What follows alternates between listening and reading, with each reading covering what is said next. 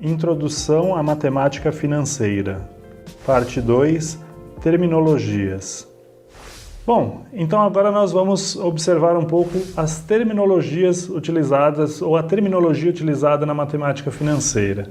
Nós precisamos conhecer bem todos os termos, as palavras utilizadas. Muitas vezes, quando nós começamos a estudar um assunto, conhecer um assunto, a gente acha que o assunto é complexo, mas muitas vezes o que acontece é que a gente não conhece muito bem as palavras que são utilizadas, os termos que são utilizados. Então, eu estou falando uma coisa e você está entendendo outra, ou não está entendendo o significado daquelas palavras. E isso é complicado. Então, é muito importante que a gente possa discutir a terminologia da matemática financeira. Assim, eu falo e você compreende o significado de cada uma daquelas palavras naquele contexto, naquela situação. Então, vamos lá. Valor presente. Isso aqui é o primeiro termo que a gente vai observar. A gente costuma utilizar a letra P.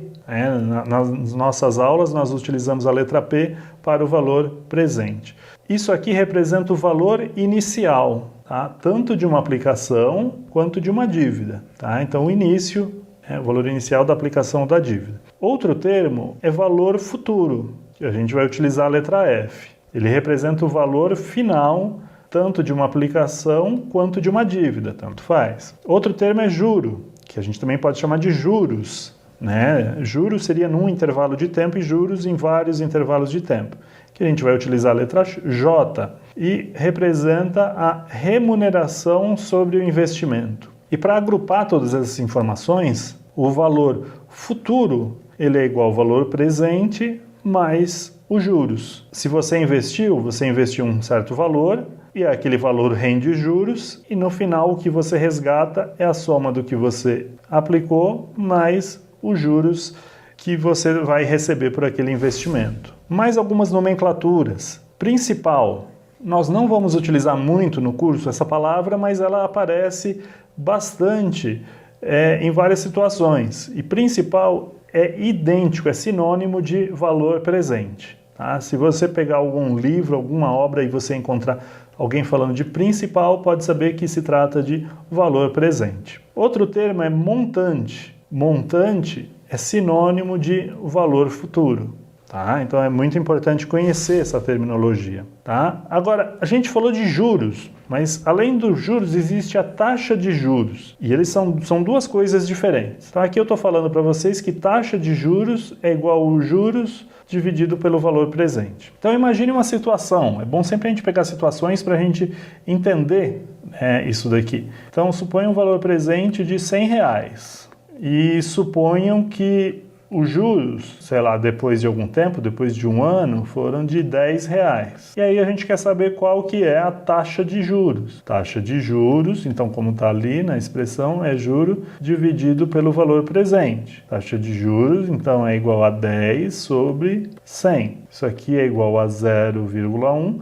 E se a gente quiser transformar em porcentagem, porcentagem, porcento, por 100, então a gente multiplica por 100, 0,1 vezes 100, então a gente diz que a taxa de juros é de 10%.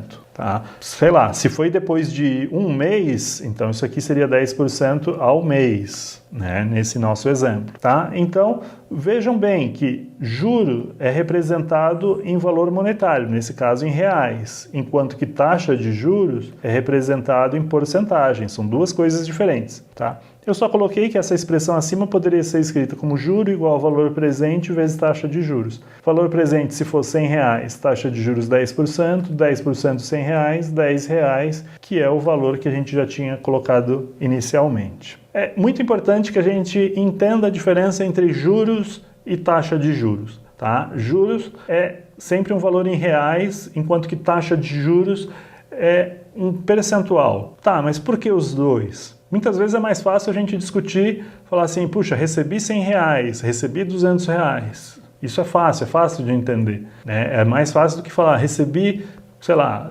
10% de taxa de juros, 10% ao ano. Tá, mas quanto você recebeu mesmo de dinheiro? Aí vai depender de quanto você aplicou. É claro que tem essa dependência. Mas se eu falo ao mesmo tempo, puxa, recebi R$300. Tá, isso é muito ou pouco? Não sei, depende. Quanto que eu investi? Por quanto tempo?